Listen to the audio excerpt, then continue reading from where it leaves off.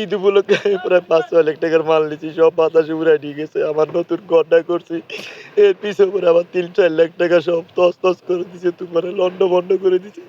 আমি প্রায় এখন নিঃস্ব। আমি যে এখন পুনরায় ঘুরে দাঁড়াবো এরকম কোনো অর্থ আমার কাছে নাই। আমি বহুত কষ্ট করে গর্ব কিছু না।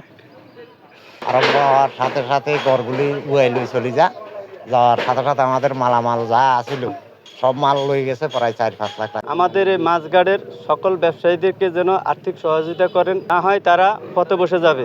মানুষ অসহায়, তাদের লোন, কেউ গরু বিক্রি করে, কেউ সুদের উপরে টাকা নিয়ে ব্যবসাটা নতুন বৎসরে শুরু করছে। সামনে একটা আমাদের পবিত্র ঈদ ঈদুল আজহার উপলক্ষে সবাই দোকানে মাল উঠেছে, প্রায় ১২ থেকে ১৩ লাখ টাকা ব্যাপক ক্ষতি হয়েছে। ৪ থেকে ৫টা দোকান ক্ষয়ক্ষতি হয়েছে। এই ৪-৫টা পরিবার খুবই অসহায়, বিভিন্নভাবে দেনা পেনা করে লোন মাধ্যমে বিভিন্ন গোয়ালের গাভী বিক্রি করে টাকা সংগ্রহ করে ব্যবসা দাঁড়া করেছিলেন। ৭২ ঘন্টা ময়েশ্চার লক সমৃদ্ধ লিলি বডি ওয়াশ শিয়া বাটারের গুডনেস স্কিন রিপেয়ার করে রাখে সফট ও গ্লোয়িং।